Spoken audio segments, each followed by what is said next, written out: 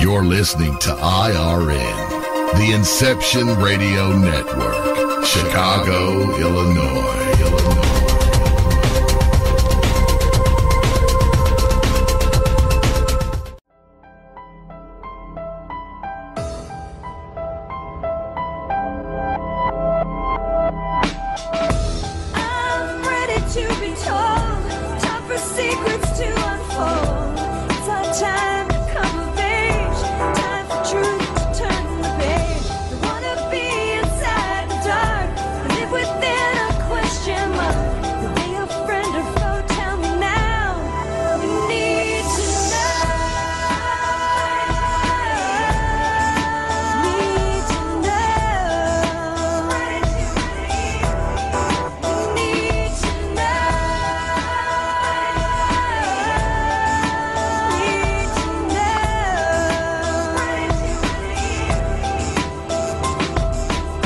The Extraordinary Phenomenon Investigations Council presents Epic Voyages.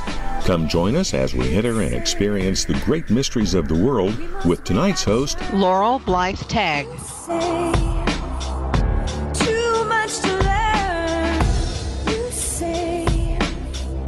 Cover up the spine, that's your plan, not mine. I'm ready to be told. Secrets to unfold. It's our time to come of age. Time for truth to turn the page. We wanna be inside the dark. Live within a question mark. Are they your friend or foe? Tell me now. We need to know. Need to know.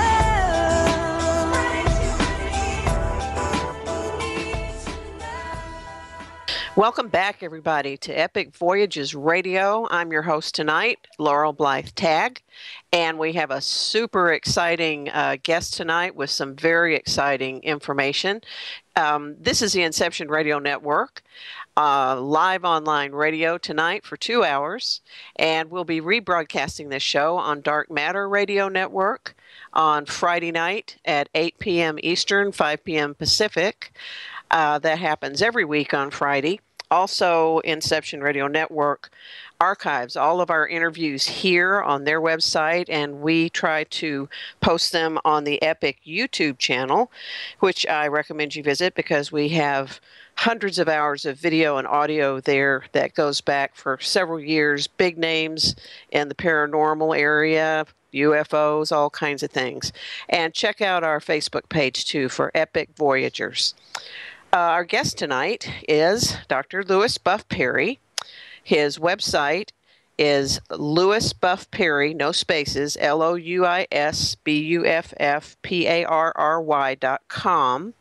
But I'll be pasting in the chat room his YouTube channel. Be sure that you go to YouTube and search for Truth in the Buff. That's his YouTube channel, and he's posting some really interesting interviews and discussions there. In case you don't know Buff, let me tell you a couple of things about him. He's an international scholar. He is a renowned code cracker, all kinds of codes, old codes, new codes, inventor, Renaissance man of the arts and sciences. He has done linguistic decoding of Leonardo da Vinci materials, and that was used in a book released by Carlo Pedretti, the world's leading expert on Da Vinci. He deciphered the inscription on Shepherd's Monument in the grounds of Shugborough Hall in Staffordshire, England. And if you, we did a show with him on that back in early February. He's working on a new project that I'm going to be asking him to talk a little bit about tonight, the Institute for the Studies of Indigenous Anomalies, ISIA. And that's pretty exciting news, too. And he's about to go, hopefully, onto a trip, a traveling exhibition, starting in the Arabian Peninsula, in the Arabian Gulf, where he's going to take 3 cuneiform artifacts from North America and display them there and take it around the world. And I believe, I'll check it with him in a minute, but I believe he's going to wind up in Austria with that traveling expedition. So tonight, though, what we're going to be talking about after this incredible announcement that he's getting ready to make. We're going to be talking about, I've named this Rabbits or Roosters. We're going to be talking about the stars in the belt of Orion. Is he actually a shepherd? Is he a hunter? Is he a giant? Is he all of that? And how did that help Buff to crack the code for Proto-Egyptian writing? Buff, are you with me? I sure am. How are you doing tonight? Very well, very well. I'm excited to crack this egg open to sort of premiere a new breakthrough. I'm just going to give you a little bit of a lead in. This is really exciting, folks. Buff has some brand new research, a release of information related to Oak Island. No one has heard this yet except for the individuals working on the research themselves. And Buff has it, and he's going to tell you about it tonight. Buff, take the mic. Okay. Maybe I should give a really quick background on my connections with Oak Island. And I would suggest that the listeners go to my YouTube channel, Truth in the Buff, because the first 3 episodes, and those are the only episodes posted so far, the first 3 episodes are almost exclusively about Oak Island and the history of my involvement with the Oak Island Mysteries and the reason I was pulled into it to begin with back in 2004. But I'll just do that really quickly with you now, and then we can get to the breakthrough. I was in UK and had been deciphering the inscription on the Shepherd's Monument, and after I did that, and there had been a whole lot of publicity about it over in UK, I came back to Canada, and before I knew it, there was a huge full-page feature published in the London Times on my work with this Shepherd's Monument inscription, with this code or cipher. And in that article, Nick Fielding, it was published in late November of 2004, Nick Fielding, the writer, had made a connection between my work and what was going on at Oak Island. So that puzzled me a little bit. Won't get into the details about why it puzzled me, but it did. I then very soon, just in a matter of days after returning, heard from at that time, the people who were conducting the Oak Island investigation, both research-wise and engineering-wise. And they asked me if I actually had the mystery solved, because that's how my work was touted in the London Times, and I hadn't really solved the Oak Island mystery, but you know how it is in media. Sometimes things get a little overblown, and that was emphasized more than it probably should have been, because I hadn't deciphered anything concerning Oak Island at the time. But in the process of becoming in touch with the people who were doing all that work, I made some pretty good friendships and started to work with CBC, that's Canadian Broadcasting Corporation, like its equivalent to BBC in Britain, on a documentary about Oak Island. And then right in the middle of it all, there was a big dispute that arose between the owners of Oak Island and the interested parties in whether or not there really was a treasure at the bottom of the money pit or somewhere else on the island. And then, in a blink of an eye, the dispute sort of devolved into an actual separation of business interests, and then came the Lagina brothers from Michigan, who purchased the largest percentage of shares in the tourism company for Oak Island. So what happened as a result of that was the Lagina brothers had decided to go full tilt in reactivating all forms of investigation, research, engineering, probing, and all the rest at the island. And then I was back in touch with the older group, more recently, heading off to Bahrain under the sponsorship of one of the sheikhs there. He happened to be the brother-in-law of the king of Bahrain, and I was presented with a piece of a what's called a cofferdam, or what seems to be a cofferdam. It's a U-shaped, almost V-shaped wooden formation very close to the money pit. And these gentlemen who I'd worked with before knew I was heading off to Bahrain, so they thought it might be nice to present a section of that U-shaped cofferdam to that sheikh that I just mentioned. And so in a real formal, ceremonious manner, I presented this artifact from Oak Island to that sheikh, who's kind of an artifact collector and interested in treasure hunting and the like. So that interest remains high for future reference in terms of what might be going on with our moving artifact display. But back to the Oak Island issue. In this renewal of my interest in what's been happening with Oak Island, and I did see the 2 seasons that were put on by the Lagina brothers, and I understand there's a new season in preparation now with a number of episodes, another 5 or 7 or 8 more episodes, and in the process of reconnecting with the Oak Island investigation and the new people, I started a communication stream, and I was getting phone calls from the Lagina brothers, and I was making phone calls and a lot of email going on, and they were wondering what my breakthroughs were, and again, those you'll find on my YouTube channel, the 2 breakthroughs, which aren't what I'm about to tell you. And in fact, I'm so excited, I have to get a sip of water here. Laurel, if you can just hold on. I'm putting pictures up of Oak Island in the chat room, and I've put your YouTube channel link up there a couple of times. So don't forget to go to the chat room at Inception Radio Network and join us tonight and see these pictures. Okay. So now I'm refreshed. What's happened is in this whole process, I became known to someone who's part of a group that is using a new high-tech remote sensing technology that penetrates, according to them, fairly deep into the ground and can discern shapes and identities of objects underground. And we're not talking about ground penetrating radar here. We're talking about something else that attaches on to Google Earth, of all things.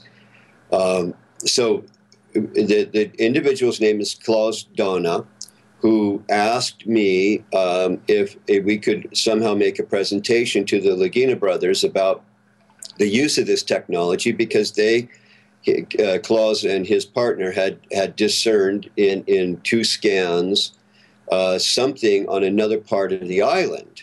So here's the big bang in this whole endeavor of trying to find out what may or may not be, buried somewhere deep on the island, and that's been going on, as you know, since 1795.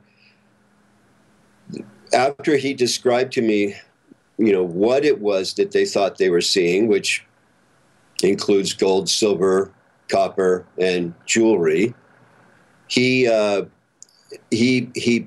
sent me an image, and he has a pin in the exact precise location where he understands his technology and the raw data that's come from that technology to state this underground chamber is. So it turns out that there is, in that region, north and more west of the money pit site, there turns out to be a full cross laid out on the island with huge boulders. These boulders are naturally there because of the glacial period. There's something called glacial erratics that are left behind when a glacier recedes and melts. And obviously some group of people had taken these huge boulders and formed them into a cross for some reason. So back in the 60s, that cross was identified, and it hit the news, and there was a lot of attention around it, and some of the people who were more closely investigating it decided that it must have something to do with the Knights Templar, and so it's a cross, and there had always been some notion about Templars being at Oak Island, hiding treasures, whether we're talking about the Ark of the Covenant or the actual Templar treasure that had been amassed over, decades and a couple of centuries during their life, shelf life, if we can put it that way, because it terminated at the burning of the stake, unfortunately, at the end of the Templars. We're not talking Neo-Templars here. That's another group, but. So we've got juxtaposed the base boulder to this cross that is laid out across a large part of Oak Island. The base boulder, that would be the first boulder if it was standing upright, the bottom boulder touching the ground. That base boulder is right at the location where Klaus Dona is telling me that his technology tells him it is the underground location of this chamber. If this is accurate, this will be the biggest discovery and breakthrough that's happened since 1795 and the initial discovery of the money pit at Oak Island. I'm a little bit cautious not to be dancing and singing as I'm talking with you during this program over this, because I want to check the technology out a little more closely and get a better feel of what it is that is going on with this new technology that I've not seen in operation, and I would like to. But that does not stop an ongoing investigation of this chamber supposedly under the base boulder to this cross. The problem is that we're talking about two sets of landowners who don't necessarily get along as they did in years past, before the upset that occurred around 2005. And it would be great if they did, because this looks like a huge discovery, assuming that chamber is there. There's going to be something in it, because there's no entrance to it from the top down. There's apparently a camouflaged entrance that is a tunnel that leads to the chamber, but there's nothing you can see from the top down, and well, let me get to the point. Because there are two owners of the land that is traversed by particularly the cross, and therefore one would deduce or assume that the chamber that is under the base stone of the cross would also be part of the length of the cross itself. I'm not saying I know that. I haven't seen anything that tells me that, but it just is a deduction. If we could get everyone to get along there, and there was proper financing for this, there's a whole new exploration that could happen on another part of the island that touches two sets of owned land, and this would widen the investigation.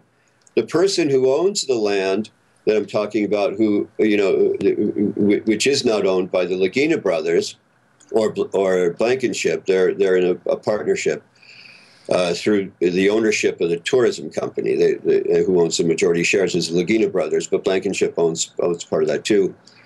If we could get them to get along with Nolan, the person who discovered the cross to begin with and who still owns some of that land, a whole much larger undertaking could occur, and maybe fast track a lot of the investigation that is planned for this next season of the Curse of Oak Island series that's on History Channel, and see whether or not all that could be fast tracked, and we get to the real discovery, which could be on another part of the island.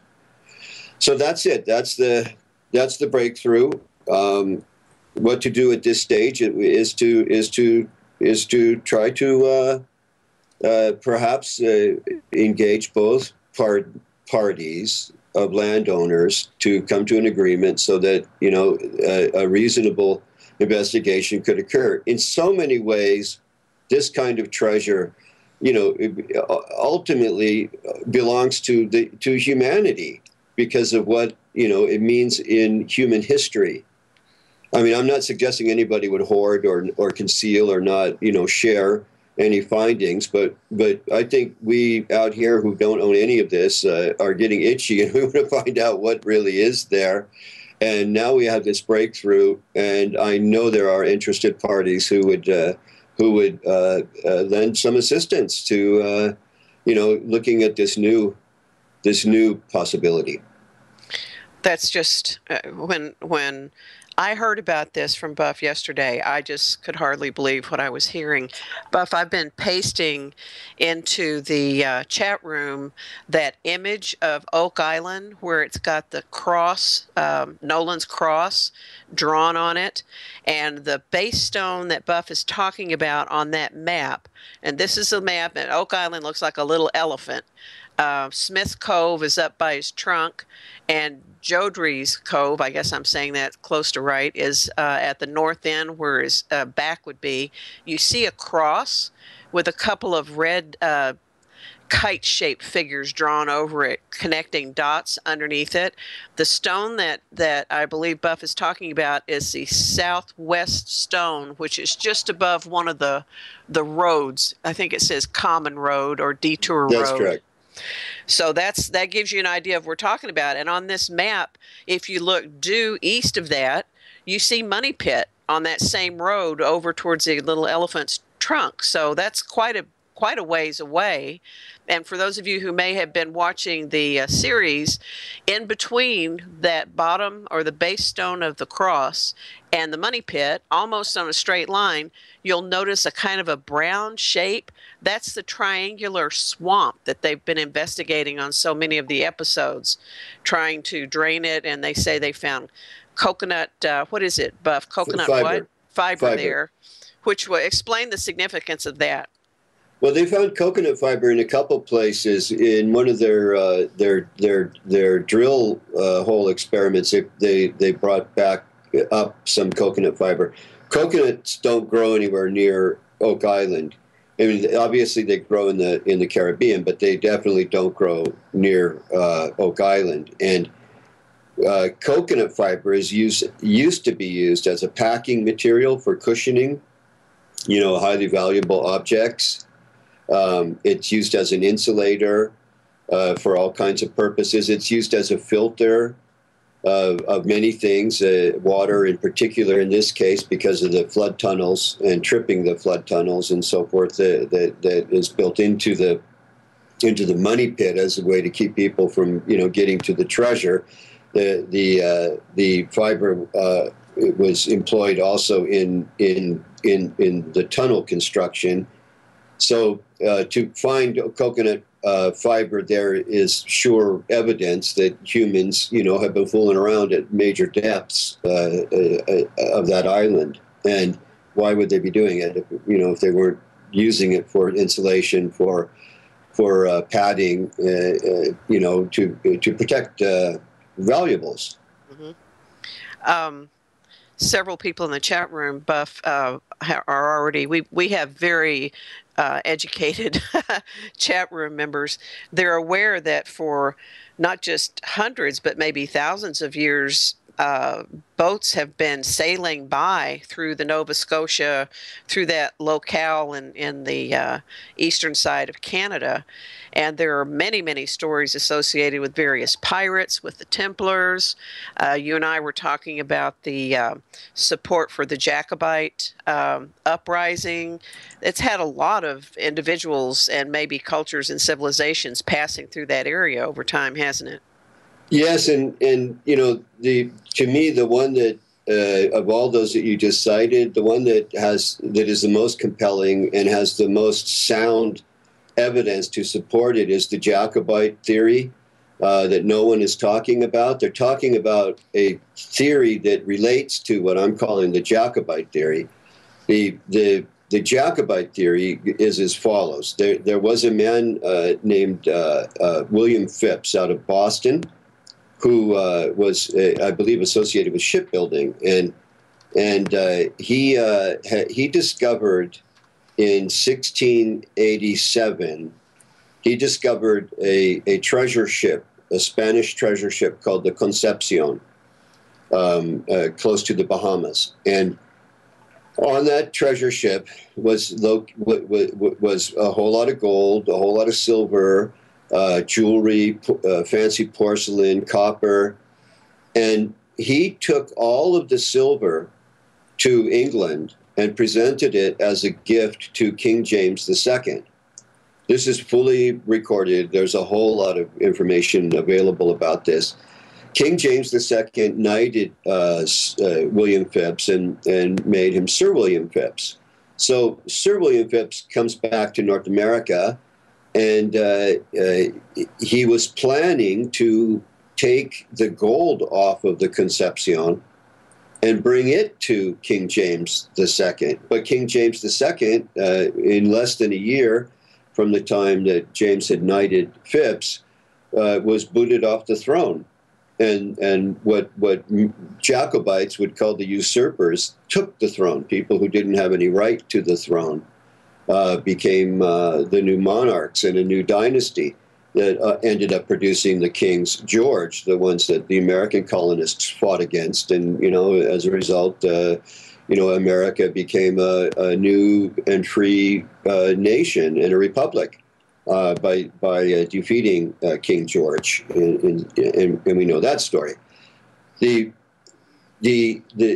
issue surrounds whether or not Sir William Phipps had stored the gold at Oak Island, awaiting the fate of the Jacobite rebellion, which was a rebellion to bring King James II back to the throne. And that is to say, to reinstate the Stuart dynastic line back onto the throne of Britain, or if that was never going to happen, and it was going to be, the Kings George who were the successors, and so one theory holds that Phipps went on the side of the new monarchs and was thinking about delivering the gold to the new King William of Orange. And my theory is, and I think we have now pretty strong evidence that I'm right, is that William Phipps never did go to the other side to support the new monarchs, that he stuck with the idea that there would be a reinstatement of King James II or one of his heirs, and so left the gold in the pit. And fast track to 1746, when a very important artifact was delivered from North America, intended for the King of France and his Secretary of State, the Count of Maurepas, but was apprehended by Admiral Anson, whose brother owned in the English Midlands something called Shugborough Hall on Lichfield Estate.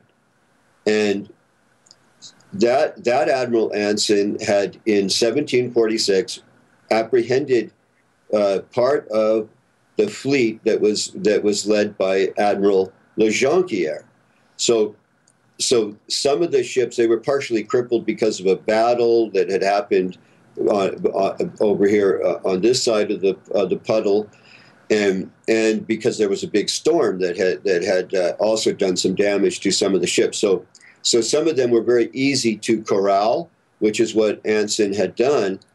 My argument is that some of them, in advance of Anson arriving to apprehend some of the ships had gone up the coast of Scotland and was going to deposit and deliver gold from the money pit to the Jacobites, but they got there too late, and it was sometime in terms of weeks after the Battle of Culloden was lost by the Jacobites, and it was the final battle that was lost.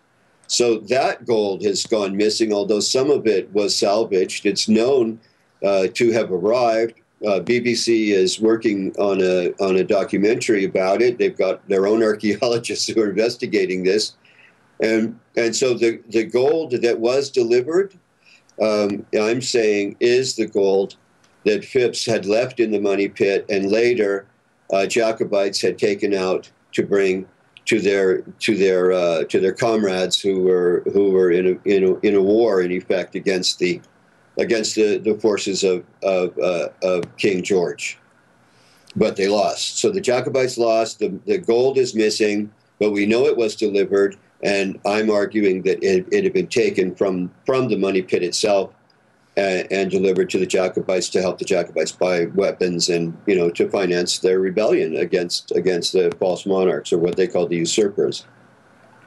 But it was just too late. So probably it stayed over in Europe somewhere, or in Great Britain.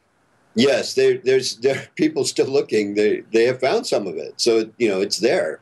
Wow. And that's another story altogether. That's a 2-hour program just in and of itself. But you can find out about it. Again, I go into it at some depth and length with my YouTube channel in the first 3 episodes. So there's an awful lot of this detailed in those first 3 episodes. Okay, and I just posted the link to your YouTube channel in the chat room again. We're talking with Louis Buff Parry. He was just announcing the exciting news that there's a very good chance that a researcher that many of you probably have heard of, Klaus Stona, using it's not ground penetrating radar, but it's a technology similar to that, has actually captured images of jewels and minerals in an area underground underneath the base stone of Nolan's Cross on Oak Island.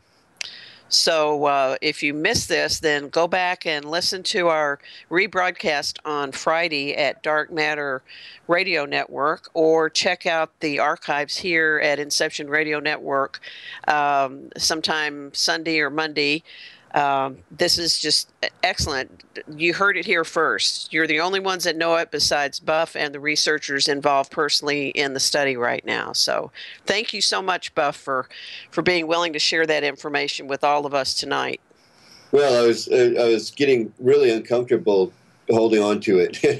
I wanted to share it and maybe stir up enough interest in some quarters to proceed to do something about it, and that's going to require some substantial financing. The Laguna brothers may have all that already, but they may want to go into some type of partnership. Who knows?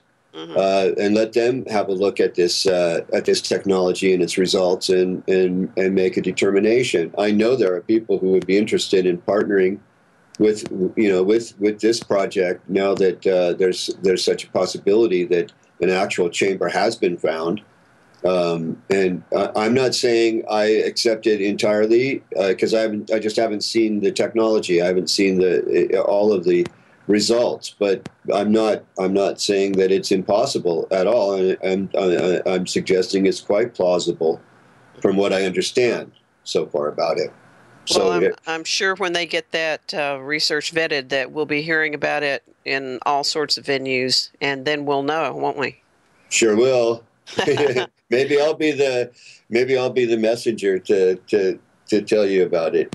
I'd love that. Now we're going to shift gears. We're headed towards talking about Gobekli Tepe and the stars in the belt of Orion. But before we go there, would you like to say anything to everybody about this new group that you formed, the Institute for the Study of Indigenous Anomalies, and tell everybody about it? Well, there are anomalies, artifactually speaking and otherwise, across this continent and around the world that are associated with indigenous peoples. And all too often, archaeologists and anthropologists and specialists, when they don't understand why something exists in a location or in someone's collection, they just use the term anomaly as a catch-all, and then they feel comfortable and don't try to explain how it could have ended up in North America, let's say. And in this case, we're talking about cuneiform inscribed tablets. Mm-hmm. There is a tablet that I have as a very special. I mean, I'm really interested in all of these artifacts and anomalies, but there's one in particular that is so timely, and we're calling it Chief Joseph's tablet. And Chief Joseph's tablet is a small clay-baked cuneiform inscribed tablet that a U.S. Army general found in Chief Joseph's medicine bag when Chief Joseph was apprehended, and thereby the Indian Wars ended in 1877. And it was right on the border between the province I live in and Montana, where this occurred. That artifact is now at West Point Military Academy, and it has been vetted. It was vetted by Professor Big, who is an Assyrian specialist and expert. He's passed on, but he was part of the Oriental Institute of the University of Chicago, and so he and others, top-notch, top-caliber specialists in each of their own fields, studied this little tablet that everyone has agreed that it's absolutely bona fide. The issue and the questions that arise have to do with, well, how does a chief of the Nez Perce Nation end up with a cuneiform inscribed clay-baked tablet in 1877? And his oral tradition about this was recorded. Chief Joseph's oral tradition was recorded. He said, "These people came amongst my ancestors long, long ago, and they gave this as a gift." Well, strangely enough, Chief Joseph was photographed with a star of Asher beaded onto a pouch that was that was attached to his belt. And the Star of Asher is also Assyrian. And it is a literal Star of Asher. It's not, indigenous people use octagons because they're beautiful. They can be expressed in so many ways. So many flowers have 8 petals and they're octagonal and so on and so forth. Octagons are geometric forms that are used as motifs in a lot of indigenous art. But this particular octagon is a very unique type of octagon. It bears some resemblance to the octagon that is being used in the Curse of Oak Island series by an individual who's saying that the presence of that octagon carved onto a boulder on a nearby Oak Island is somehow an indicator of something that happened in 580 something BC when the Ark of the Covenant was brought over and hidden in the money pit. Who knows? I'm not arguing in favor or against that idea.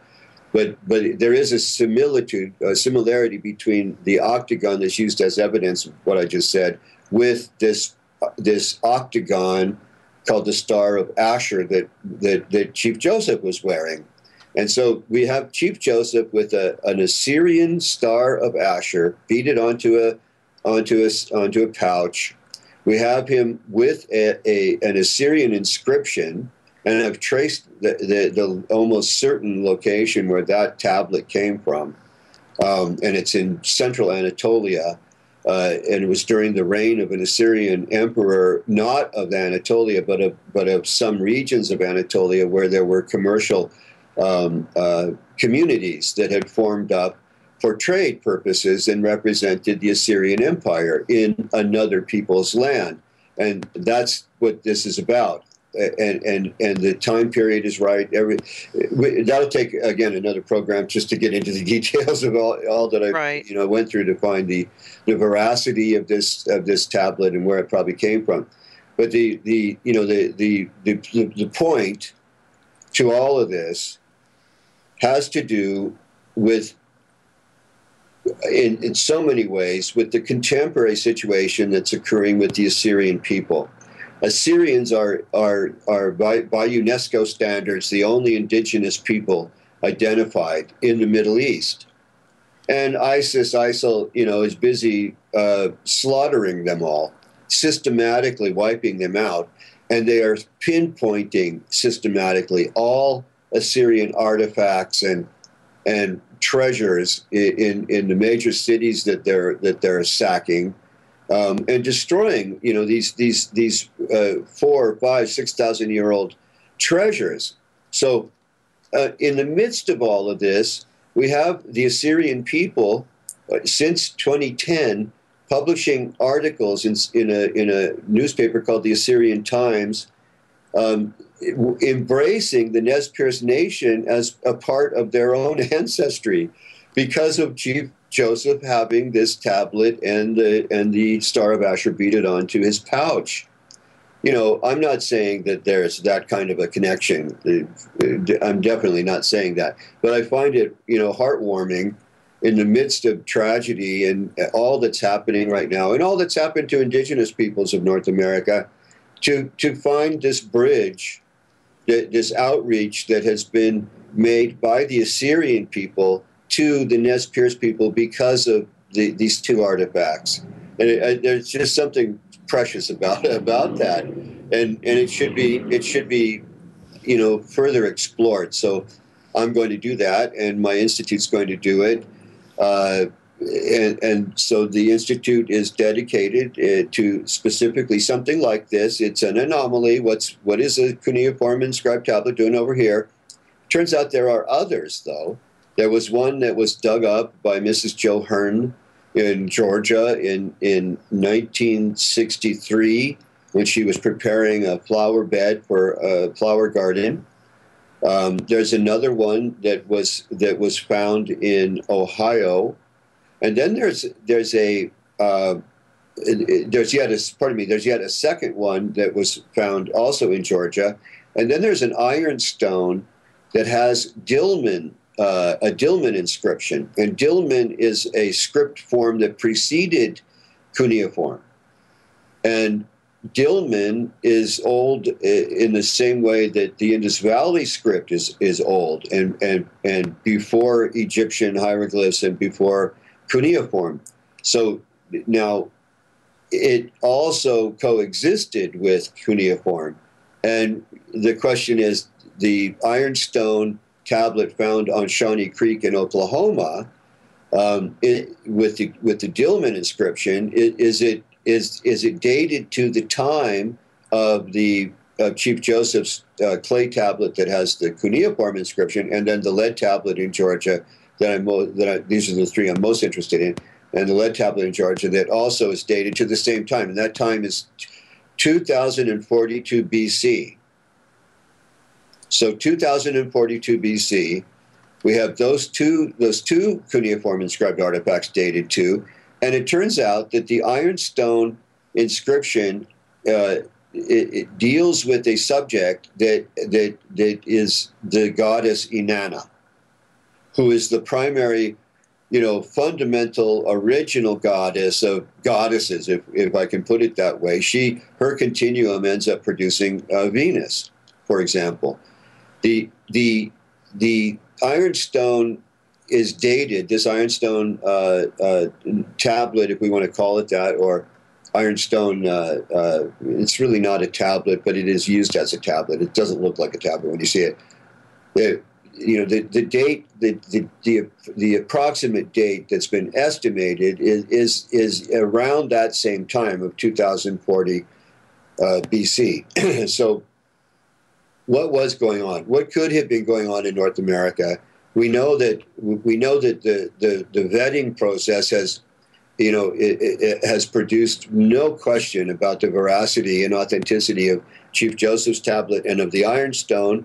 There's a little more work that needs to be done with the lead tablet in Georgia, but we'll do that in the process of bringing together this traveling artifact exhibit. So the I'm giving you one example of anomalies, and these would be, artifacts that just shouldn't be here but are, and that are proven to be authentic. There are some that are really controversial and are thought to be hoaxes, and I'm wide open to that possibility. But we're not going to be taking anything on a tour into the Arabo-Persian Gulf or anywhere else, Austria, anywhere else, that where there's any possibility that we're dealing with some hoax that somebody, put up years ago. We'll get all, we're going to vet it to the point where any possibility for that is excluded. But here's the explanation that is being given by the experts why Chief Joseph would have that tablet. And I'm going to stick with him because I think his is the most interesting. The argument goes as follows. Well, there were several cuneiform inscribed clay tablets that were going all over the place around the world in the late 1800s and early 1900s. And yes, it's true that a few had been discovered in the 1840s, but the troves that are being referred to by these so-called experts were not discovered until 1900 and later. So there really is no way that in 1877 Chief Joseph could have a tablet that had, even if it's, even considering it authentic, that he could have a tablet that found its way to North America in the 1800s. It just doesn't work. There are several aspects to this in terms of why it doesn't work and can't work. Because of the discovery of all the tablets in the big troves where they were discovered was after 1877. Secondly, the full decipherment of cuneiform had not happened yet. About 90% of cuneiform had been deciphered by 1877, but about between 8 and 10% hadn't been. And this becomes the major issue. If we have any symbols on Chief Joseph's tablet that had not by 1877 been deciphered, but then were deciphered later in the full reading of the text at the University of Chicago at the Oriental Institute, then it had to have been around much longer, and there can be no doubt about its authenticity. So just to sum that up, the argument that somehow this tablet made its way over here and was given as a gift to ancestors of Chief Joseph, which makes it kind of hard because he said it was long before his time when his ancestors had received it from these people who, as he put it, came amongst us. I could go on and on with this. There's no way that there's anything to question about the veracity of this item. There's no way that it can have been there's no way that it could have been a tablet that somehow slipped out of a full, trove of tablets because they hadn't been discovered yet. And those few that were loose were in museums already being studied. There's no way that it would have gone into human currency and trade to the extent that somebody like Chief Joseph would have received it. And he said that it was many, many generations before his, when it had come into his family line. So, so it's an anomaly. And why is it? And, what was the intent for it to be given as a gift? And how did he use it? In his medicine bag, it obviously had medicinal value in his use of the objects within his medicine bag. Mm-hmm. So there are other anomalies too that we're going to be looking at. That sounds like a really interesting group of researchers, and I have seen some of the information. Do you mind if I give people your email address in case they want to find out more about this? Not on. Could you do it like one-on-one or? Sure, I will do that. If anybody else, then yeah. Yeah, if anybody wants to find out more, is it published anywhere yet, Buff, on the internet? That you're developing this group?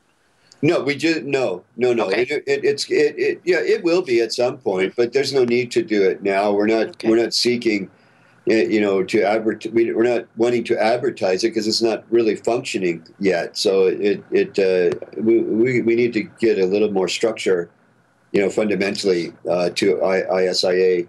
Okay. Before we have a website and all of those things. Okay, there's a real quick question from someone in the chat room that's related exactly to what you've been talking about. Do you believe there was international trade prehistory? Absolutely. Absolutely. And there are so many examples of that. Let's look at one example quickly. There's something called a cowrie shell. There are several types of cowrie shells. There's one type called Cypria moneta. The cowrie word comes from Cypria. Moneta means money in Latin. So money cowrie is how that translates, or money shells. And they are, the Cypria moneta type of cowrie only grows between the Indian Ocean and the Hawaiian archipelago.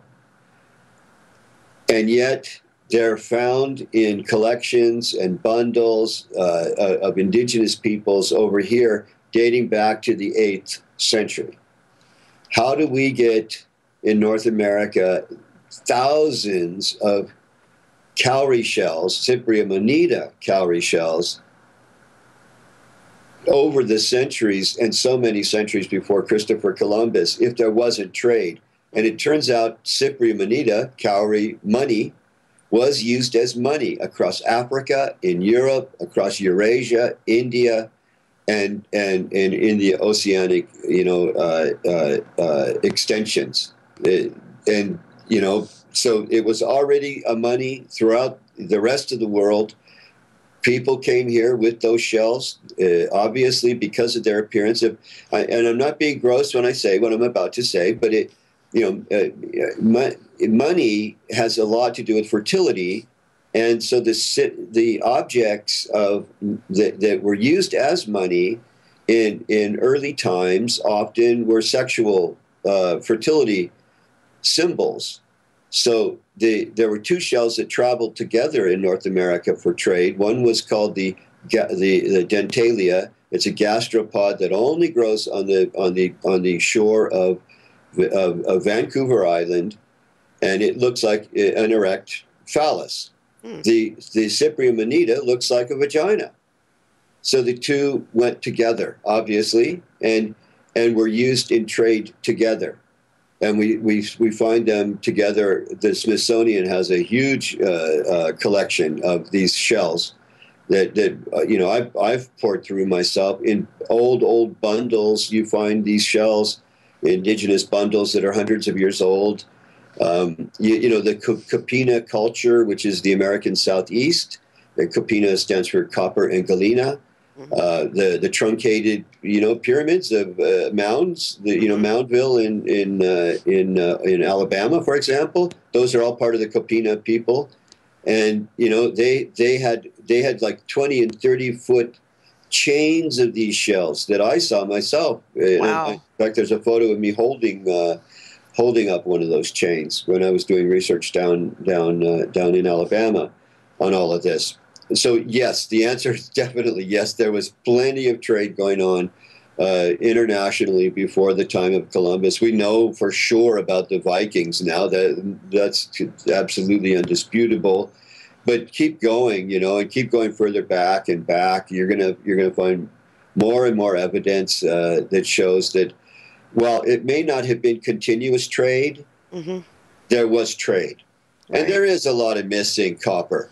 In terms of the volumes of copper, the tonnage of copper that was mined here and just went somewhere and no one knows where. We can't account for it all being with the Kopina people. They may have some of it. It came from up here on the Great Lakes. This huge amount of copper. It's thought the Phoenicians may have mined that copper because that was kind of one of the things they did. In their trade empire, and so there's plenty of evidence of pre-Columbian trade. Wow. Which I'm really glad to see the History Channel and other cable channels like that are starting to focus on some of this, what some people call alternative history or challenging history, instead of just only ghost hunting and only UFOs.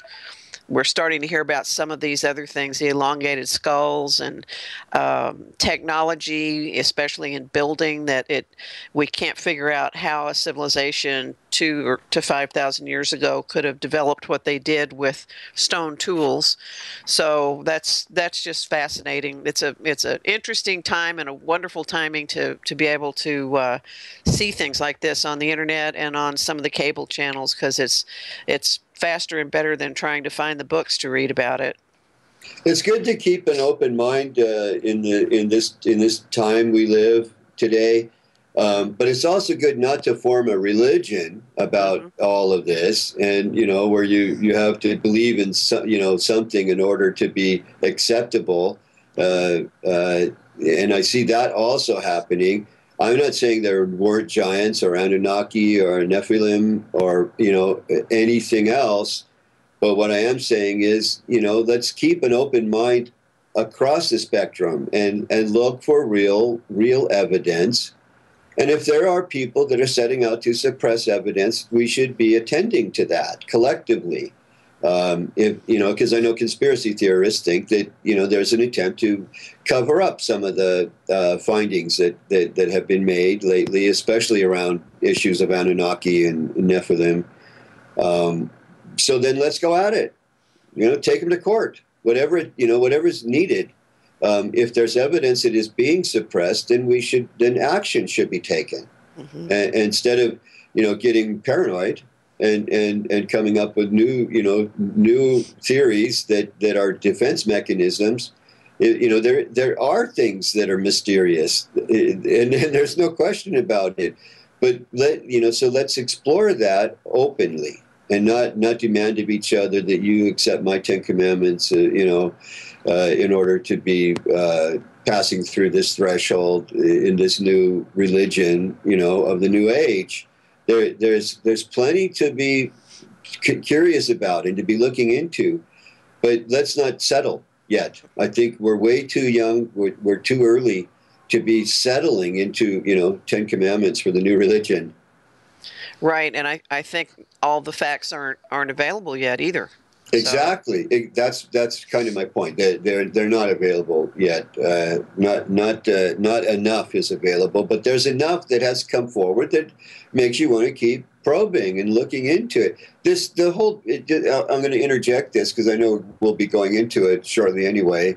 The naming of the constellation of Orion has a very curious aspect to it, and this cannot be a coincidence. In Aramaic, the Orion was called Nephilah. Well, the sons of God are called Nephilim, and then you have Anu, the shepherd, Anu, that is also the name of Orion in Sumerian and Babylonian and the Babylonian star catalog and so on. Well, Anu produces his sons, Anunnaki.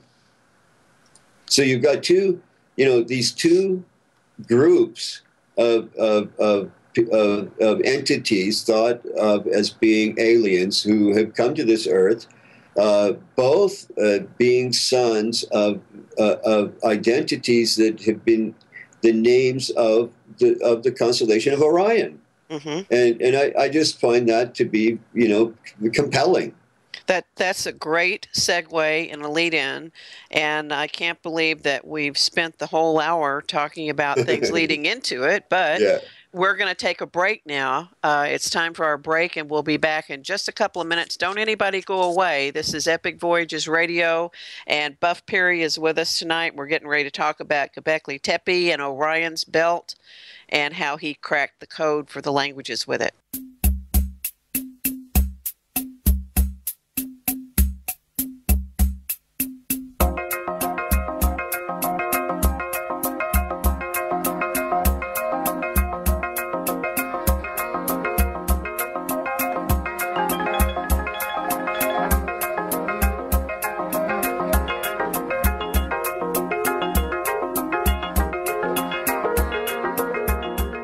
listening to IRN, the Inception Radio Network, Chicago, Illinois.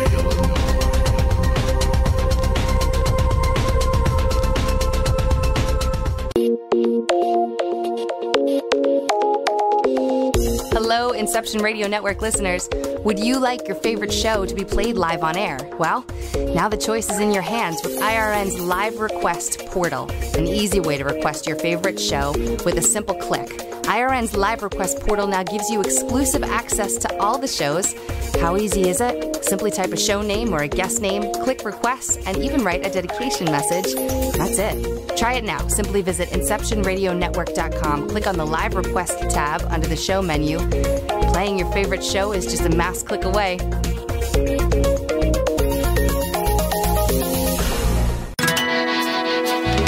Don't have a computer?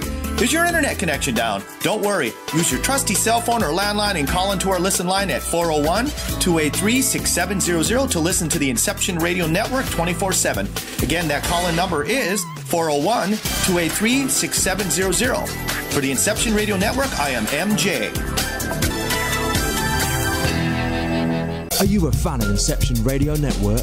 Do you reckon it's the best alternative talk radio station on the planet? Well, if you do, head to facebook.com/Inception Radio Network and like the page. Tell your friends, spread the word, and keep listening to the best. You didn't forget what's coming up tonight, did you?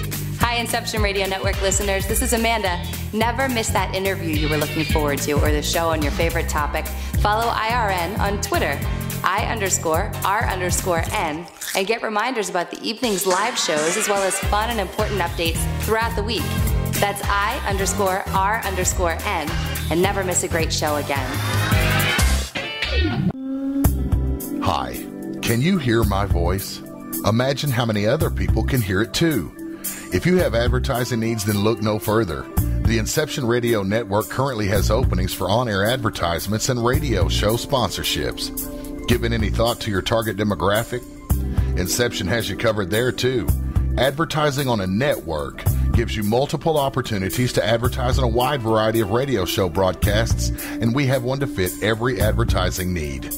You know, in recent years, internet radio has exhibited a phenomenal listener growth.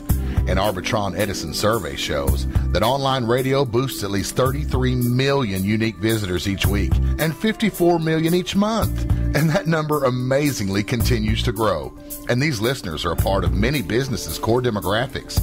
And surveys have shown that internet radio listeners are far more likely than regular radio listeners to spend money on a whole range of activities. You know, internet listeners vote, they dine out and eat fast food, and they grab a cup of coffee. And here's the interesting one. They buy items online at a much higher rate than all other market segments combined. Internet radio also enables businesses to connect with consumers during work hours, where increasingly more lifestyle decisions are being made. Advertise with the best. The Inception Radio Network offers competitive advertising rates to fit just about anyone's advertising budget. Stop by today at www.inceptionradionetwork.com or call us toll-free at 1-888-919-2355. Get the word out. Get results with the Inception Radio Network. Hello, Inception Radio Network listeners. This is Amanda. Remember, you can take your Inception Radio shows on the go.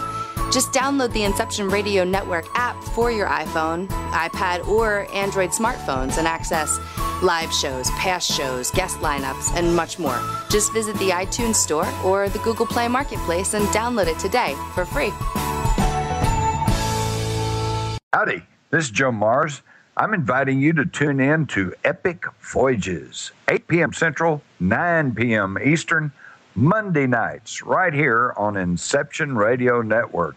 To find out more about Epic and how you can become a member, visit epicvoyagers.com. That's EPICVOYAGERS.com. Well, welcome back, everybody, to Epic Voyages Radio. You've missed the first hour, and boy, did you miss a lot. I really want to recommend that you go to Inception Radio Network and check out the Epic Voyages archives sometime after Sunday. Also, if you wanted to, you could catch us. We have a rebroadcast on Dark Matter Radio Network on Friday evenings. That would be at 8 o'clock Eastern, 5 o'clock Pacific. It's the same 2-hour show, rebroadcast, online radio.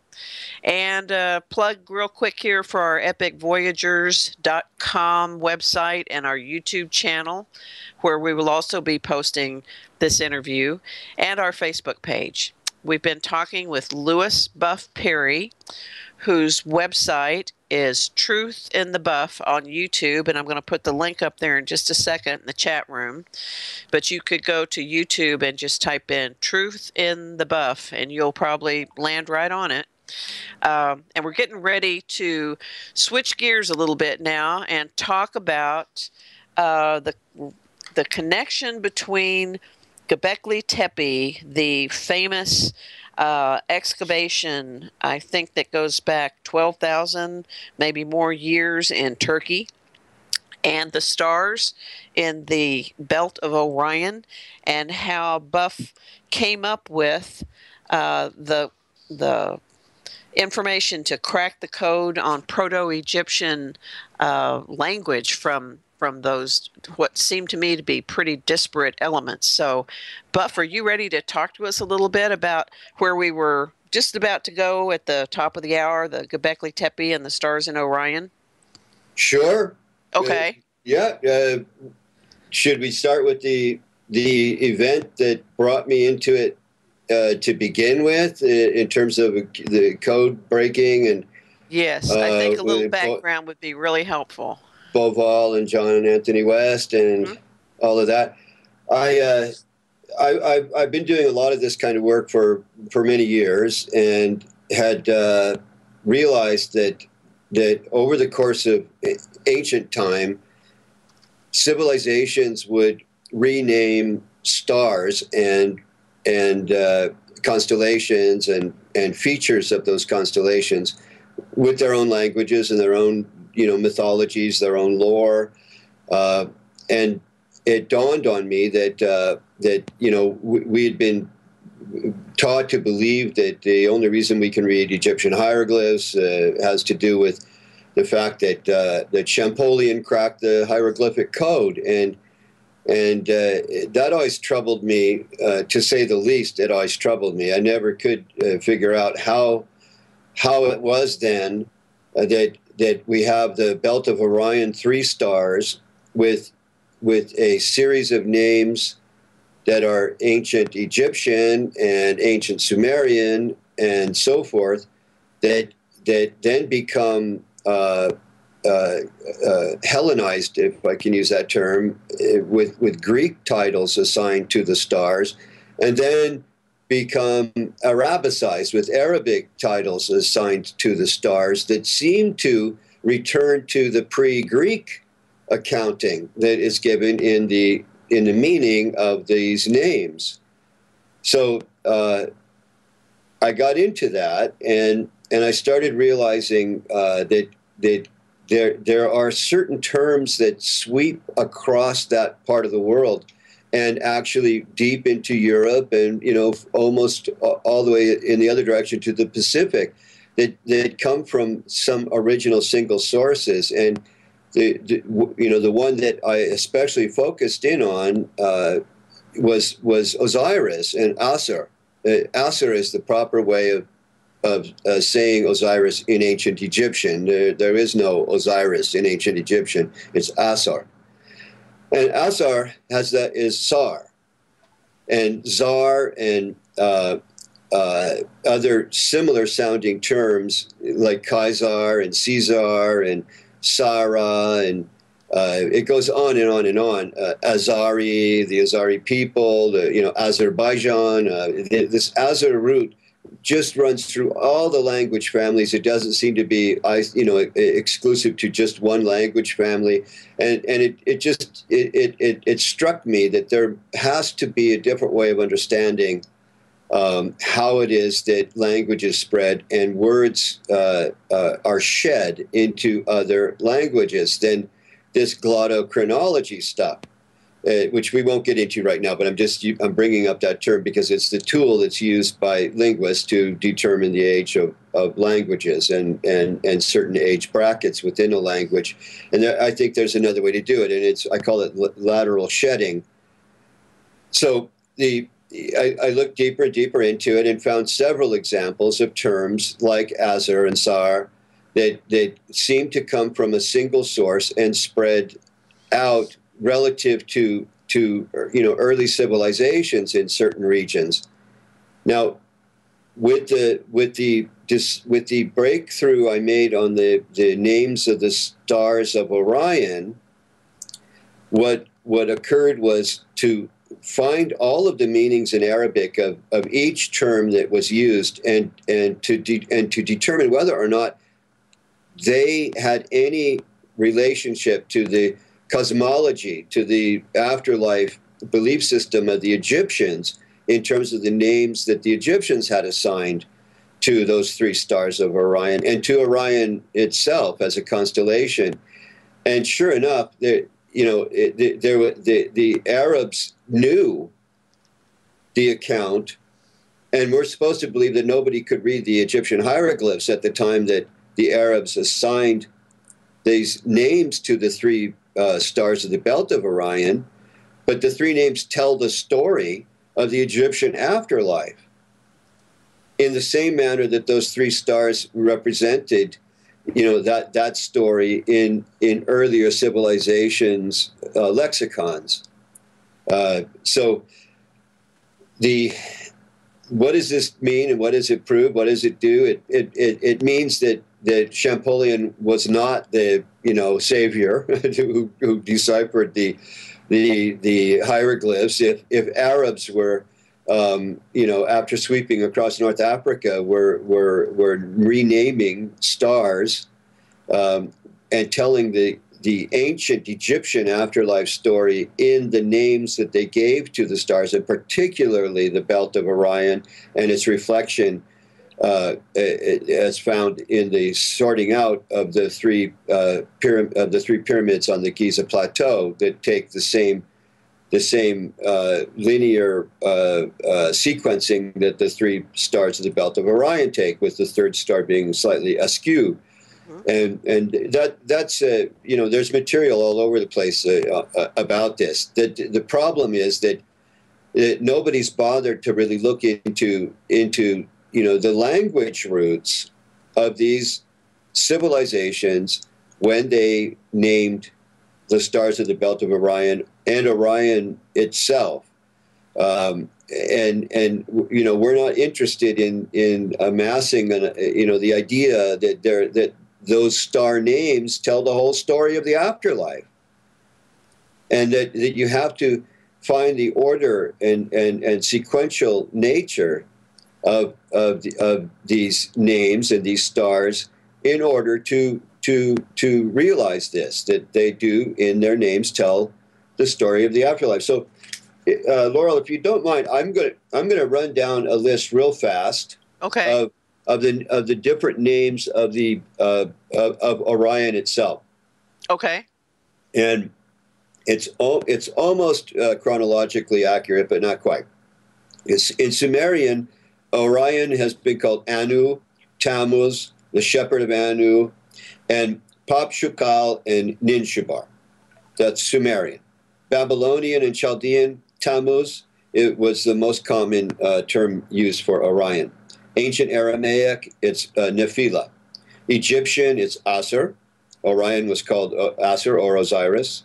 And also Sahu, which means the soul of Osiris. And so pharaohs frequently it was believed that their spirits would migrate to Orion and become the new incarnation of Orion, in terms of a transmigrating soul of the pharaohs.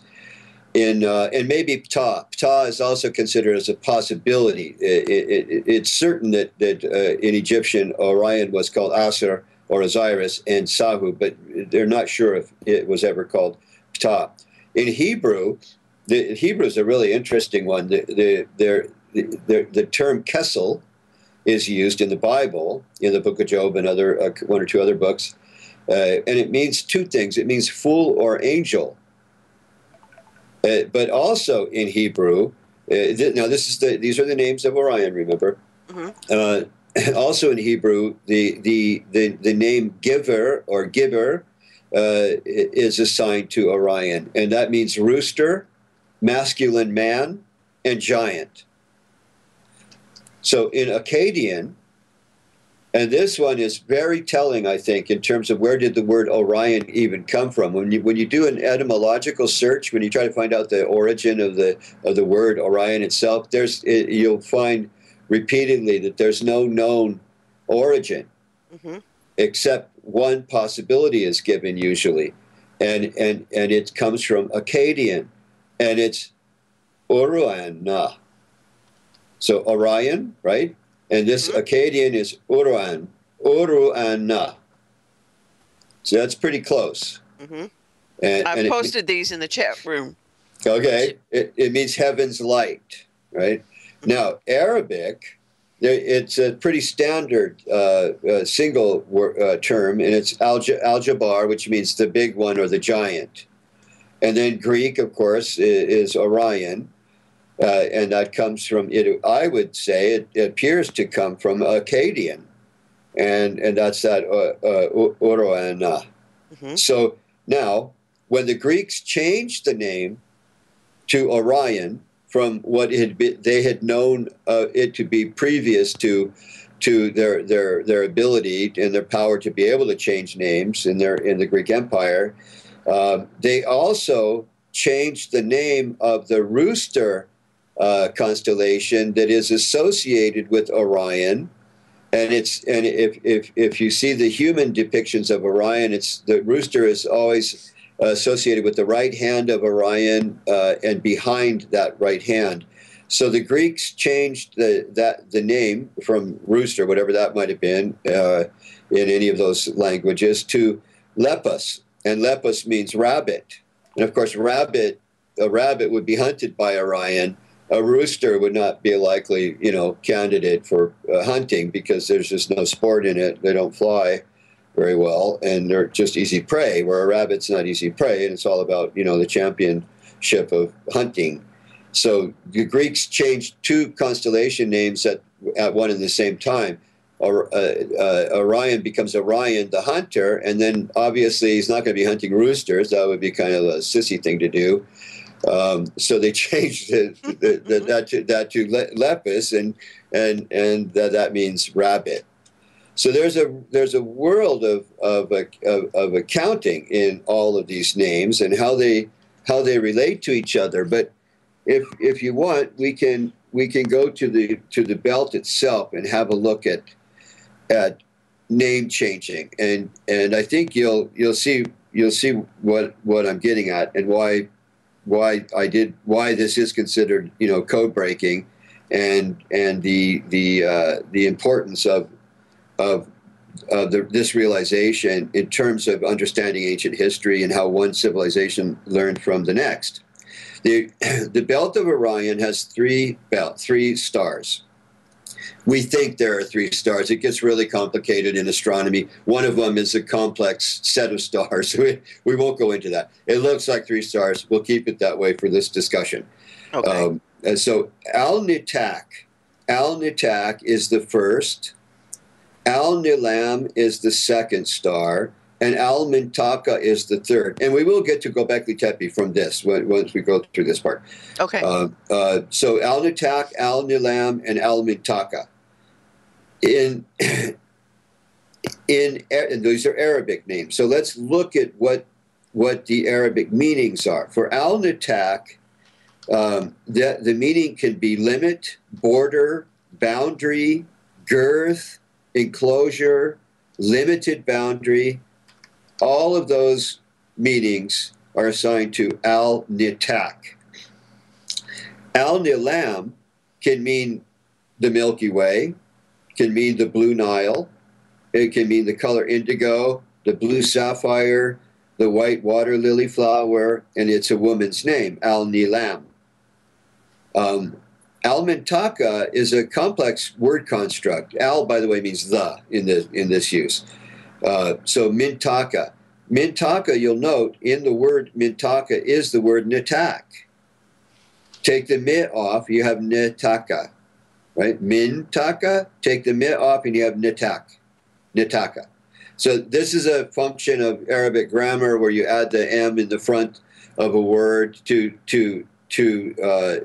imply or to denote enclosure, and it's a complex part of Arabic grammar. We won't get into it any farther than that, but you'll see how it works here in just a moment. Al-Mintaka means zone, range, the zodiac, a general vicinity or area. Okay, those are the three Arabic sets of meanings of those three star names. But let's look at what the Egyptians called those stars. Al-Nitak, they called it Atar, and it means limit. Well, it turns out that in Arabic, Al-Nitak means limit. So let's go to the next one, Al-Nilam. Nil is the proper Arabic word for Nile. But there are additions to that word, to that root, that are only residual at this point, with a lot of the other syllables left off. So, like, why is the M on the end of Nilam? It's because you're not looking at the complete word that it used to be. But so Nil is the Arabic word for Nile, and Atar is the Egyptian word for Al-Nilam, the second star. So the third star is Al-Mintaka, and in Egyptian, that means the whole belt of Orion. And that's, again, the word Ater. And it also means zodiac. So you've got the three meanings of the three stars in Egyptian having identical parallel meanings in Arabic. So those Arabic star namers knew what the Egyptians understood those stars to mean. And if we're to believe this European notion that it was Champollion who broke the code, then there's no way Arabs should have understood anything about any of the stars that had been named in Egyptian, because they couldn't read the hieroglyphs. Their only way of finding any of that out would have been through the Coptic language. But the Arabs arrive much later in terms of sweeping across North Africa. They only do that with the rise of Islam. And that doesn't mean they wouldn't be assigning names to Arabic names to stars. They don't have to sweep across North Africa to do that. But what I am saying is they were doing it without having swept across North Africa yet, or having any of them necessarily studied Egyptian hieroglyphs. But they obviously did know the story. If they weren't reading it in the hieroglyphs, then they knew it through oral tradition. But they weren't living in Egypt before the rise of Islam. Egypt was a Berber country, just as Tunisia and Algeria and Morocco and Libya were Berber countries. That's why they call it the Barbary Coast and so forth. Mm-hmm. But we're led to believe that that all of these secrets were kept under wrap by no one knowing how to read Egyptian hieroglyphs until Champollion cracked the code. And this, I think, is evidence that that's definitely not the case. The ability to know what the hieroglyphs were saying about the afterlife was available to anyone who bothered either to befriend the Coptic people, and many Arabs may have done that as they came in. And that's my position. That's the theory I have, that Coptic people and Arab people, be they Muslims or not, initially got along. And so the Arabs would have learned the ability to read the hieroglyphs from the Coptic people, or they were engaged in oral traditions in terms of why their scientists had named stars the way that they named the stars. And however you look at it, one thing is certain: it was known what the hieroglyphs told in terms of the afterlife. It didn't take Budge, and it didn't take Champollion, and it didn't take a whole school of Egyptologists to give that to us. It was already well established. The Arabs knew it. That's how they could tell the whole story in their naming of the stars. Then we look at the Greco-Latin names of the stars. What do we have? Al-Natak is Zeta Orionis, which mean and then also the meaning girdle. Al-Nilam is Epsilon Orionis, which also the second meaning of Al-Nilam is string of pearls. And then Al-Mintaka in Greek is Delta Orionis, and it also means giant's belt. So there's very little interrelationship between these names when you're looking at all the Greek names compared to, let's say, the Arabic names, or all the Greek names compared to the Egyptian names. But the Arabic and the Egyptian names are identical in meaning. So I think that's important, especially when you consider that the Greeks didn't really get all into Egyptian civilization and culture and the rest of it until the Ptolemaic period. And the Greeks didn't get into Egyptian mysticism and afterlife ideas and so on until the Ptolemaic period. And Arabs don't come until much later, having a close relationship to the Egyptians. Mm-hmm. Here's a question for you, and I forgot to tell everybody that if you wanted to call in and ask Buff a question yourself on the dial-in line, that number is 888-919-2355. I understand that it makes no sense for the Good Shepherd of Anu to be pictured with necessarily a rabbit, and that the vocabulary was actually describing a rooster. And then when he became the hunter, he's not going to hunt a rooster. So then they started calling the same constellation rabbit. And I have a star map here I'll put up that shows clearly that it's called Lepus, which is rabbit. Was it ever called rooster, the constellation itself? Yeah, that's been my whole point. Of course it was. The Sumerians, the Babylonians, in the Chinese zodiac, it's a rooster, it's not a rabbit. It just seems odd to me that they would take that kind of liberty and just completely change the animal totally. But that's what, there's an old saying, if you name it, you own it. and the imperial civilizations did that. That was the name of the game, to take control and to take ownership physically, and also by changing names, of whatever the objects might have been. So it's taking liberty, but at the same time, it's the Greeks asserting their will and their control over things Egyptian, and that was that was quite a prize to claim the Egyptian civilization. We got a question in the chat room, if you want to take it before we move to Gobekli Tepe. Are you familiar with the works of John Ackerman? I know of John Ackerman, but maybe if he or she got specific. Okay. That's from Gino. Gino, if you've got a more specific question about John Ackerman, put it in the chat room. So, moving then from the stars in the belt, what does this have to do with Gobekli Tepe?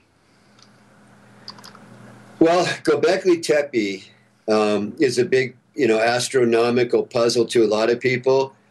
There's a growing school of thought that Gobekli Tepe is sorting out the heavenly bodies in different ways and telling stories about different heavenly bodies, different star constellations and bright stars. And not necessarily in the same order that, let's say, Giza Plateau is laid out, where the three pyramids really do reflect the positioning of the three stars of the belt of Orion.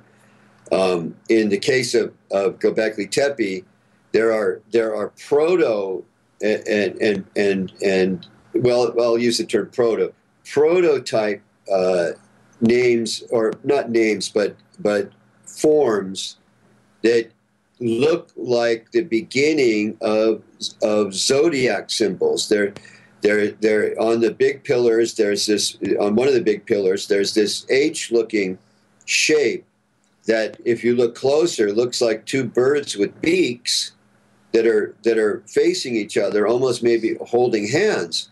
But it forms this H, and the H is seen in several different cultures and examples. The Dogon people of Africa, of Mali, Africa, they claim that this H figure that they use is Orion, and many think that the H-looking shapes that are in and on the statuary and the pillars and so forth in Gobekli Tepe is Orion.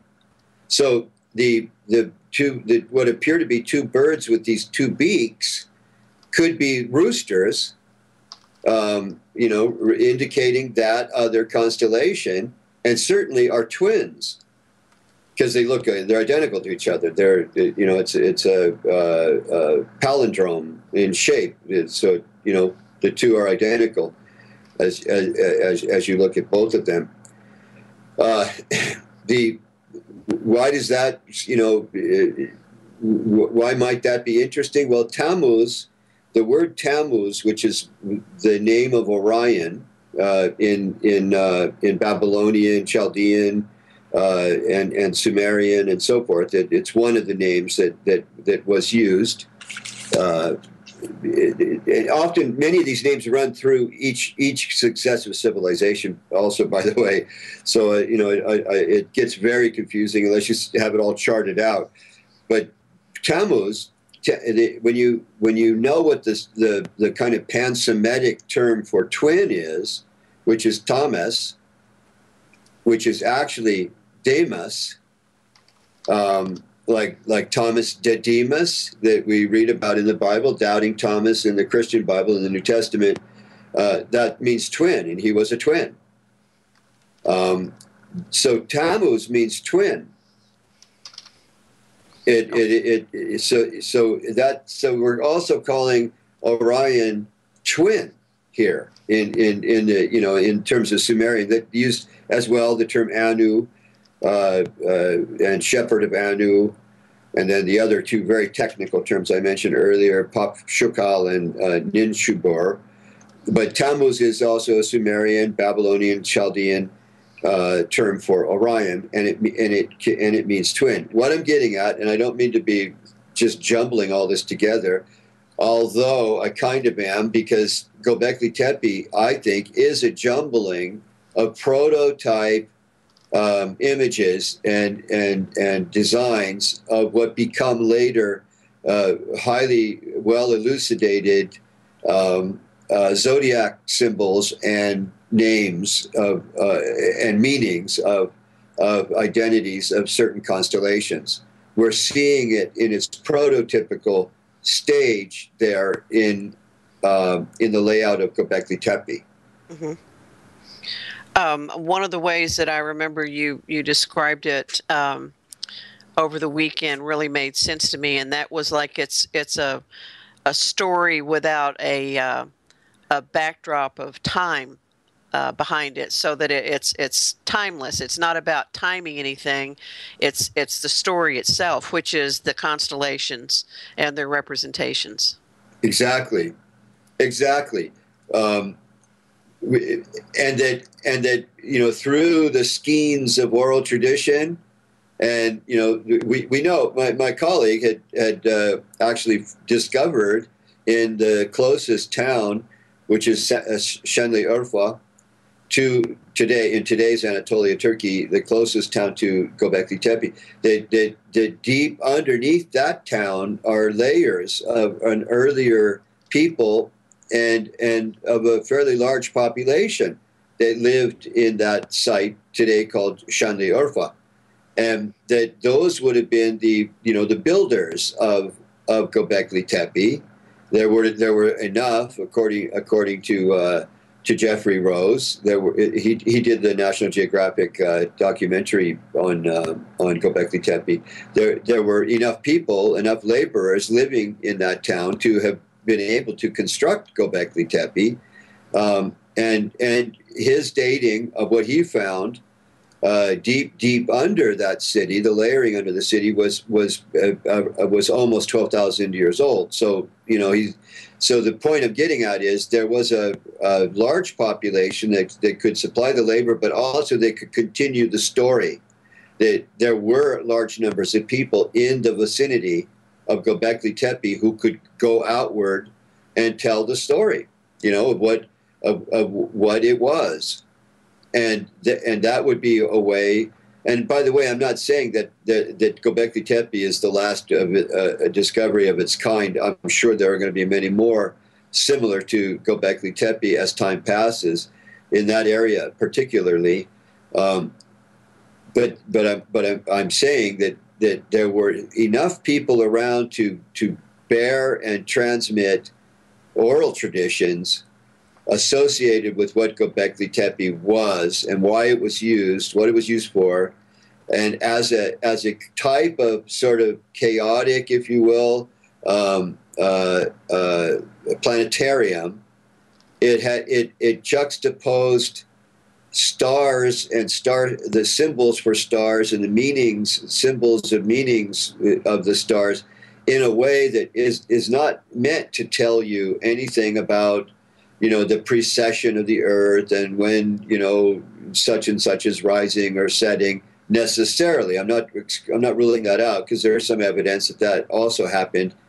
But what I'm saying is that we're in an early period, but we're also in a dawning period of human consciousness by whatever means that happened and by all the means, that we can possibly think of and consider. Something major happened with humanity back in those centuries, and for some reason there was a need to consolidate a lot of the identities of what people were seeing in the heavens, but not necessarily in an orderly manner. Okay. We've got a little bit of a clarification on that earlier question. Let me see if I can do it justice here and put this to you. Gino is asking about the relationship between religion and mythologies worldwide and the formation of the inner solar system as witnessed by those on Earth looking up and seeing interactions between Mars and the Moon and Sun and Mercury. Does that clear? And this is the question about John Ackerman's work.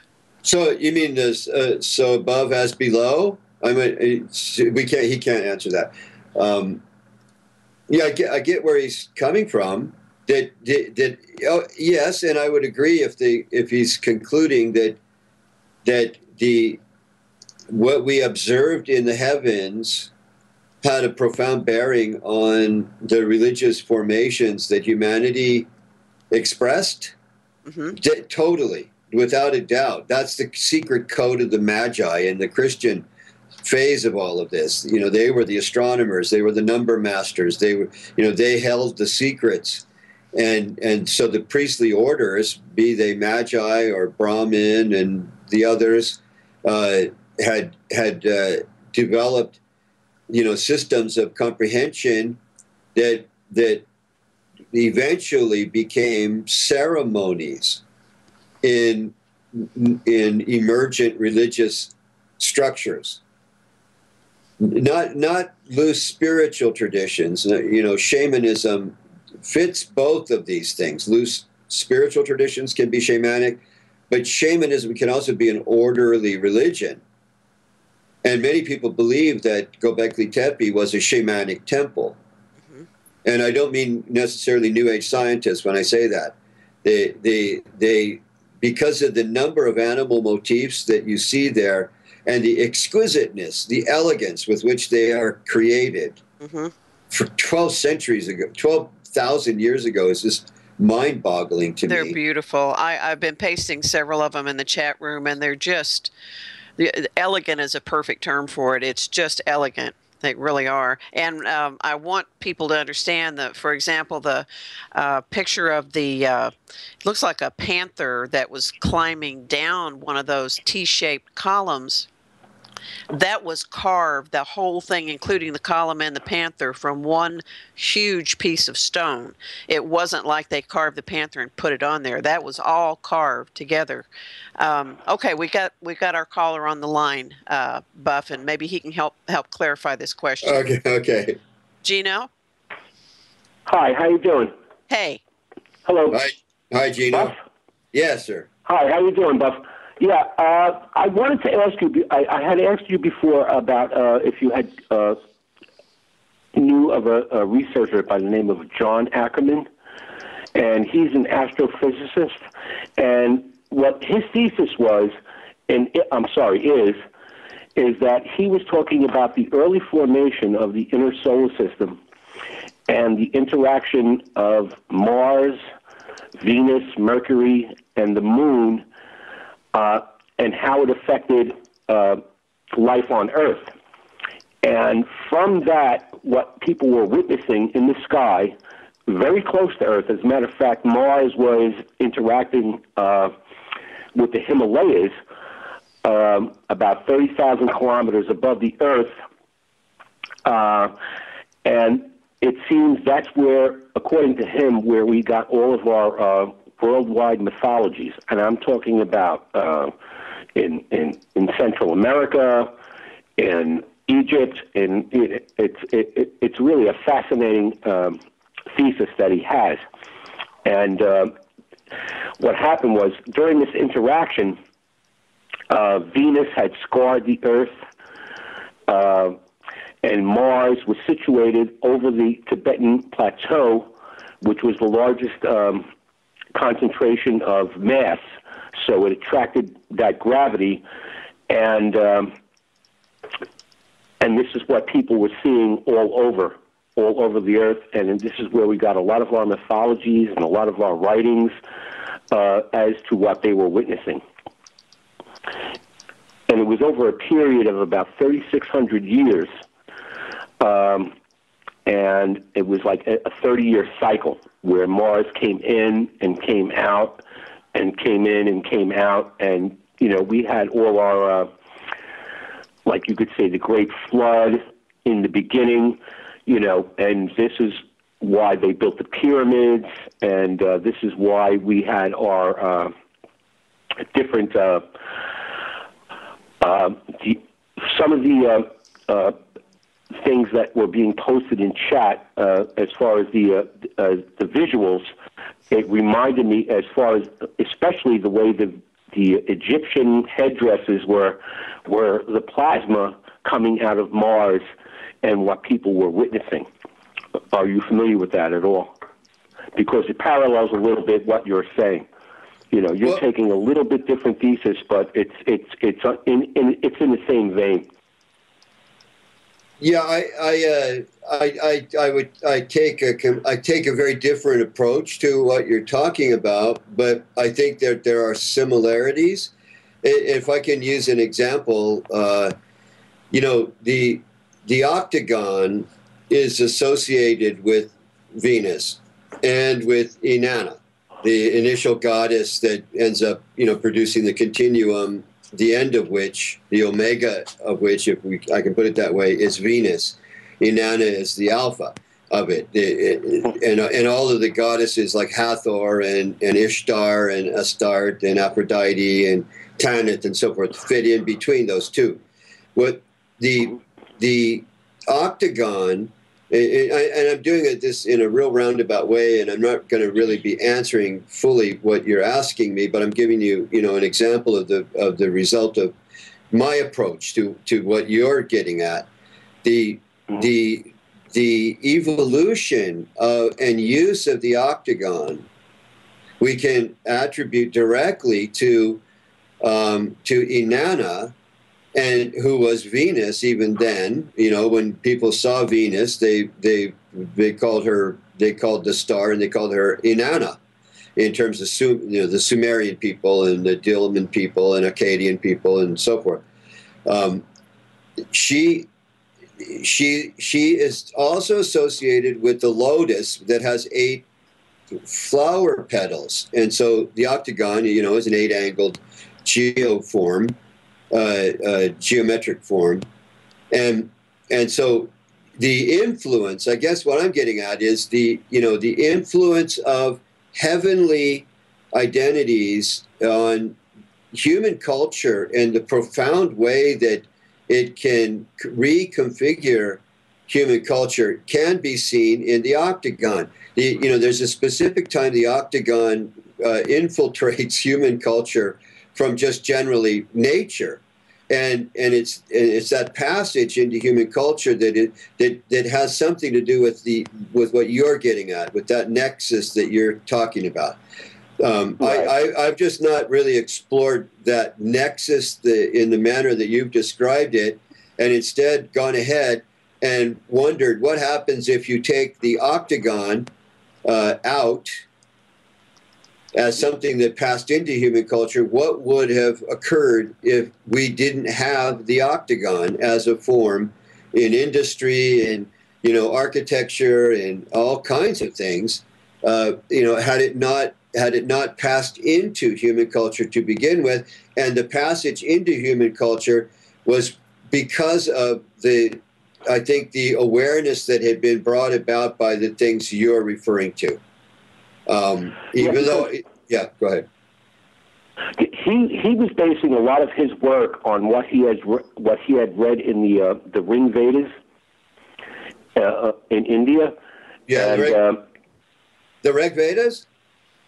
The Ring Vedas, yeah. Mm-hmm. Okay. And he went about the world, and he studied all of these ancient mythologies, and they all seem to have this parallel. And it turns out that from what he had studied, this man Ackerman, that people were just actually seeing what was in the sky. And it does go all the way back, like you said, like Venus, for instance. Venus erupted. Venus was the product of a headache of Jupiter, right? Okay. Right. And that parallel is that he's saying that something had hit Jupiter a long time ago, a very aeons ago, and prehistory, and something big hit Jupiter, and it was ejected out of Jupiter's head. And it turns out that was Venus, okay?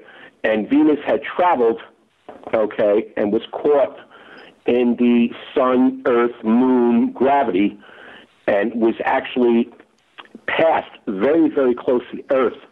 And it created, if you look at the Fertile Crescent, it created the scarring across Africa, which turned out to be the Sahara. And that, from that's where we have a lot of our mythologies and religions coming out of that.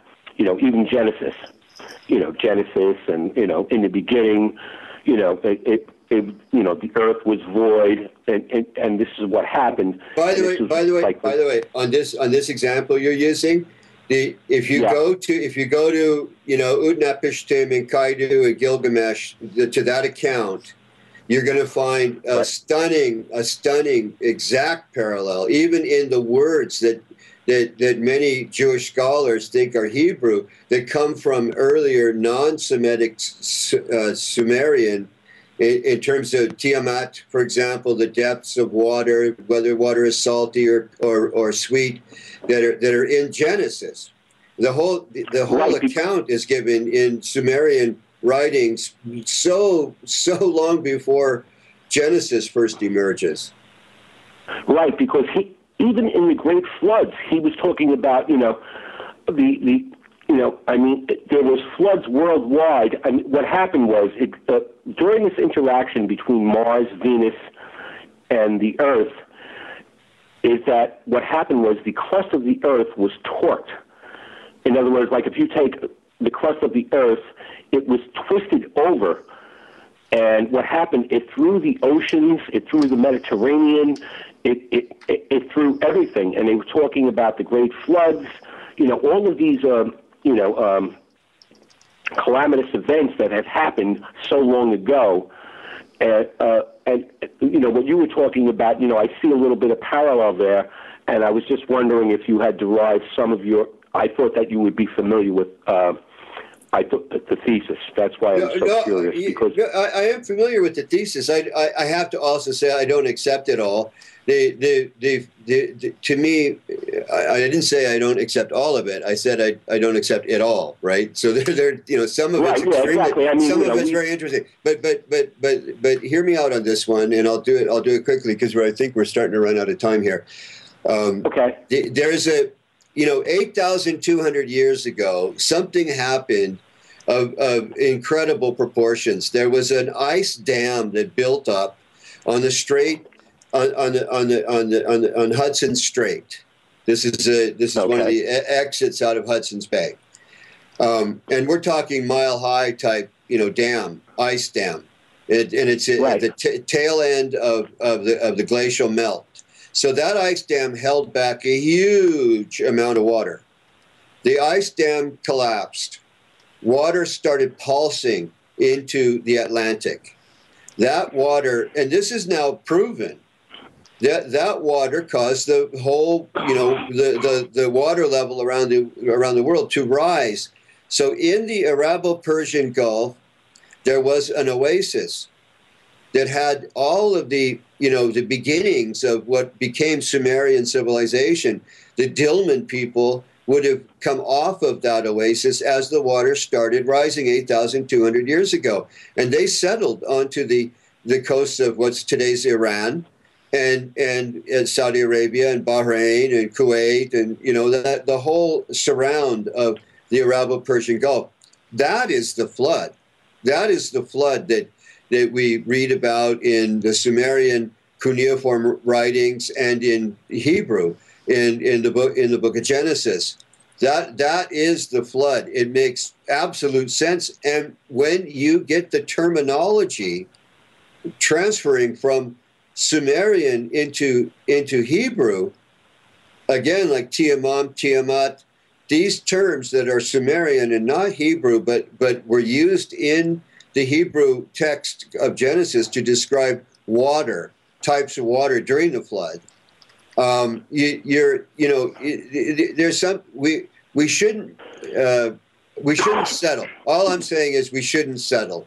There are all kinds of possibilities out there, and this one is so compelling. The 8,200 year ago flood that we caused off of this continent and in this country in particular, Canada. That swept around the world. It made all the water rise, and the oasis was submerged then in water. Yeah. Go guys, I hate to, Gino, hang on just a second. I hate to interrupt you. And this, I would love to be sitting at the table with you two eating breakfast while we're drinking coffee and go on with this. We've got like less than 5 minutes left. So what I'd like to do, Gino, is I want to encourage you to contact Buff via his website. You can send him a message there, and you two can actually continue this dialogue. Hold on. I don't accept messages. Hold on. I don't accept messages through my website. So if you could slip in my email address, that would be fine. I will do that. I'll do it in if you can post that in chat, I'll copy it down. But thank you very much for entertaining my call. Thank you, Wolfgang. Thank you, Gino. Thank you. Wow, Buff. Great questions. We had another one from someone kind of related to what just happened. Someone's asking if you're going to be lecturing at the university anytime this year. You're at Alberta, right? Right. Not here, I won't be, but I will be probably next year. Every once in a while, I teach a course at the university. Is this somebody from around here? Let's see. Who said this? Who in the chat room, who is it that wanted to know, was it Analog? wanted to know if Buff was going to be lecturing this year. He'll get back to me here in a minute, and I'll let you know. Will you? I just thought maybe it was somebody around because you mentioned you mentioned this region here. Or yeah, Joe, our producer Joe just tells us that Analog, the guy with the question, is in Canada. So yeah. Okay. No, yeah, I lecture a few times a year in different parts of Canada. Last year, I lectured at the Masonic Lodge at the general hall, the Masonic Hall. I also lectured at Lakefront University in Thunder Bay, Ontario, and other places. So I do. I don't have a schedule. I over the last 10 years did a huge global lecture tour, and I'm kind of lectured out a little bit. I enjoy doing it, especially with the new breakthroughs that I've been coming up with. But they each require a huge amount of personal firsthand research as well. So it's kind of a balancing act to be able to lecture on it all and at the same time keep up with it. Yeah, and I know for a fact from talking to Buff, I don't think I had ever spoken to you until middle of January or maybe around the 20th, and he is involved in more research all around the world than I can even imagine is possible. So that, in addition to the teaching and the prep for the teaching, is it's undoable. I keep saying you need to clone yourself, but you'd have to clone yourself more than a couple of times to do all of it. Well, I'll tell you what. Anybody who wants to keep up through the YouTube channel, Truth in the Buff. Mm-hmm. There are other postings on YouTube of my materials. There's a documentary that came in first place at a lot of film festivals and so on called Lepis Exilis. There's a lot of posting. I didn't do it, but other people have done it who did films of me giving lectures. So you can find some of my lectures also just by doing my name. Go to the YouTube page and type in my name, Buff Parry or Louis Buff Parry, and you'll find a whole bunch of stuff that way. But also keep up with our findings with the Institute for the Study of Indigenous Anomalies. We don't have a website on that yet. It's a nascent organization, but it's definitely going to be happening. The minister in charge of the department that would assist this institute is phoning me tomorrow. We have a phone call booked up, so things are happening. The new ambassador to Canada from Turkey also wants me to visit with him on the 31st, and also my research assistant, who's an officer in the institute, will be with me on that. And so, Buff, I'm going to cut across you right now because Joe is going to slam the barricade barrier down on our necks here. We've run out of time. Let me thank you so much for your time, and thanks everybody for your questions. I don't even have time to do much more than to say Aaron will be on next week, and everybody should check in here and listen to it. Buff, we're definitely having you back again soon, but I want you to get some of your own work done before I bother you for a couple of weeks, okay? Well, we got half of it done. What we thought we might get done. So I'm pleased with it. Thank you very much for inviting me on, and I look forward to the part 2 or part 3 or whatever part we're going to be in at that point. Right. Okay, everybody, join us next week. As always, Epic Voyages Radio here at Inception Radio Network. Thanks.